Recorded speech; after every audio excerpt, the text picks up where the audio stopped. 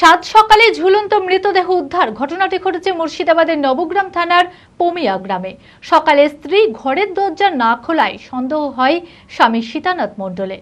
প্রতিবেশীদের ডেকে দরজা খুলতেই দেখে ঘরে ঝুলন্ত অবস্থায় রয়েছে পুষ্প মণ্ডল। ঘটনার খবর পেয়ে নবগ্রাম থানার পুলিশ এসে মৃতদেহ উদ্ধার করে নিয়ে যায়।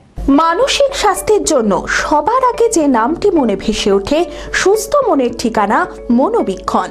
যোগাযোগ নাম্বার 7477799516। মুর্শিদাবাদের নবগ্রাম থানার পমিয়া গ্রামে গলায় ফাঁস দিয়ে আত্মঘাতী হয় এক বৃদ্ধা। পরিবার সূত্রে জানা যায়, রাতে খাবার খাওয়ার পর নিজের ঘরে ঘুমিয়েছিলেন পুষ্প মণ্ডল। সকালে স্বামী সীতানাথ মণ্ডল ডাকাডাকি করায় দরজা না খোলায় সন্দেহ হয় তার। প্রতিবেশীদের ডেকে দরজা খুলতেই দেখে ঘরের মধ্যে গলায় ফাঁস দিয়ে ঝুলছে পুষ্প মণ্ডল। খবর দেওয়া হয় নবগ্রাম থানার পুলিশকে। তবে কি কারণে এই আত্মহত্যা করলেন তিনি তা এখনো জানা যায়নি। ঘটনা তদন্ত শুরু করেছে নবগ্রাম থানার পুলিশ। ঘটনা হলো, আমি প্রায় 10টার সময় টিভি দেখলাম, দিয়ে আমি বলে ভাত খাবা নাকি, তার ভাত খাবো না, আমি আজ ভালো লাগে না মাছ করলে।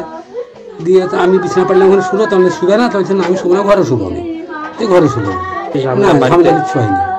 কেন বলে জানি না, মাঠে গরু চলে যেতাম, তাই কোথায় তুমি গরু চলে যেছ, আমিও যাবো, তো চলো তাহলে।